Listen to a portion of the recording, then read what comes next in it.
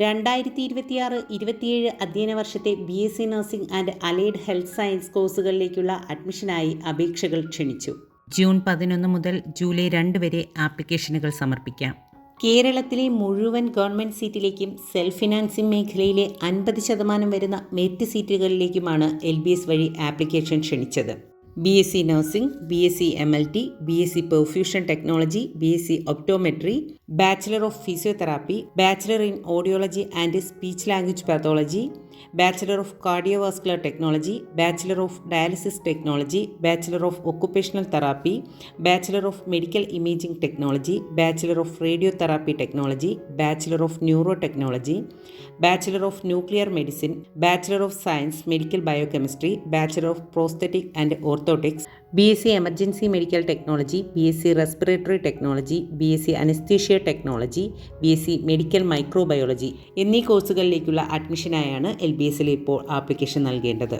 www.lbscenter.kerala.gov.in എന്ന website വഴിയാണ് ആപ്ലിക്കേഷനുകൾ നൽകേണ്ടത്. ആപ്ലിക്കേഷൻ ഫീ ആയി വരുന്നത് 800 രൂപയാണ്.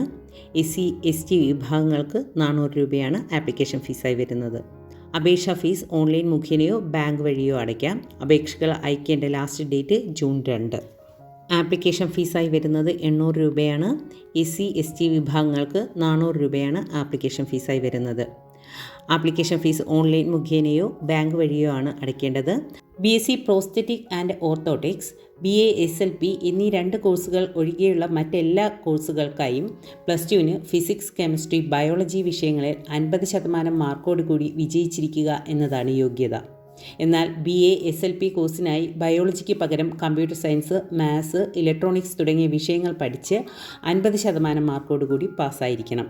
BSc പ്രോസ്തെറ്റിക് ആൻഡ് ഓർത്തോട്ടിക് കോഴ്സിനായി +2 ഇംഗ്ലീഷ്, ഫിസിക്സ്, കെമിസ്ട്രി, ബയോളജി അല്ലെങ്കിൽ മാത്സ് എന്നിവയ്ക്ക് മൊത്തത്തിൽ 50% മാർക്കോട് കൂടി പാസ്സായിരിക്കണം. അപേക്ഷകൾ സമർപ്പിക്കുന്ന അവസാന തീയതിക്ക് മുന്നെയായി വിദ്യാഭ്യാസ യോഗ്യത നേടിയിരിക്കേണ്ടതാണ്.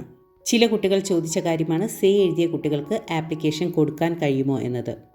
കഴിഞ്ഞ വർഷത്തെ സേ എക്സാം എഴുതി വിജയിച്ചവർക്ക് തീർച്ചയായും ആപ്ലിക്കേഷൻ നൽകാം. ഈ വർഷത്തെ സേ എക്സാം തീരുന്നതിന് മുന്നേ തന്നെ ആപ്ലിക്കേഷൻ ക്ലോസ് ചെയ്യുന്നത് കൊണ്ട് ഈ വർഷം സേ എഴുതുന്നവർക്ക് അപ്ലൈ ചെയ്യാൻ കഴിയില്ല.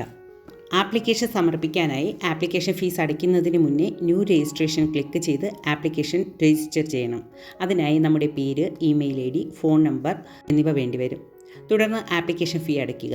ശേഷം വീണ്ടും ലോഗിൻ ചെയ്ത് ഡീറ്റെയിൽസ് സബ്മിറ്റ് ചെയ്യുക. ആദ്യമായി ലോഗിൻ ചെയ്യുമ്പോൾ application number, challan number, fees അടച്ച തീയതി ഇവ നൽകേണ്ടതായി വരും.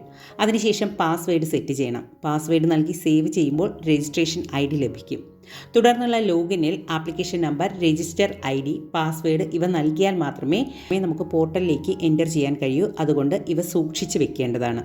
തുടർന്ന് നമ്മുടെ ഡീറ്റെയിൽസ് എൻ്റർ ചെയ്ത് സബ്മിറ്റ് ചെയ്യണം. അതിനായി ഫോട്ടോ, സിഗ്നേച്ചർ, വിവിധ സർട്ടിഫിക്കറ്റുകൾ, അതായത് nativity certificate, reservation certificate, mark list തുടങ്ങിയവ അപ്ലോഡ് ചെയ്യണം. ആപ്ലിക്കേഷൻ സബ്മിറ്റ് ചെയ്ത ശേഷം അക്നോളജ്മെൻറ്റ് പേജിൻ്റെ പ്രിൻ്റ് എടുത്ത് സൂക്ഷിക്കേണ്ടതാണ്. ആപ്ലിക്കേഷനുകൾ സ്വീകരിച്ചു കഴിഞ്ഞ ശേഷം LBS ഇൻഡെക്സ് മാർക്കിനനുസരിച്ച് റാങ്ക് ലിസ്റ്റ് പ്രസിദ്ധീകരിക്കും. 3 തരത്തിലുള്ള റാങ്ക് ലിസ്റ്റുകളാണ് ഉണ്ടാവുക. BA SLPക്കായി ഒരു rank list, BSc prosthetic and ഓർത്തോട്ടിക്സിനായി മറ്റൊരു റാങ്ക് ലിസ്റ്റ്, ബാക്കിയുള്ള കോഴ്സുകൾക്കായി ഒരു റാങ്ക് ലിസ്റ്റ്. ഇവ LBSൻ്റെ വെബ്സൈറ്റിലൂടെ പ്രസിദ്ധീകരിക്കും. റാങ്ക് ലിസ്റ്റിലുള്ള കുട്ടികൾക്ക് കോഴ്സും കോളേജ് ഓപ്ഷൻ രജിസ്ട്രേഷനും ചെയ്യാം. റാങ്ക് ലിസ്റ്റ് അനുസരിച്ചായിരിക്കും അലോട്ട്മെൻറ്റുകൾ നടക്കുക. എല്ലാവർക്കും അവരവർ ആഗ്രഹിക്കുന്ന കോളേജിൽ തന്നെ അഡ്മിഷൻ ലഭിക്കട്ടെ എന്ന് പ്രാർത്ഥിച്ചുകൊണ്ട് നന്ദി.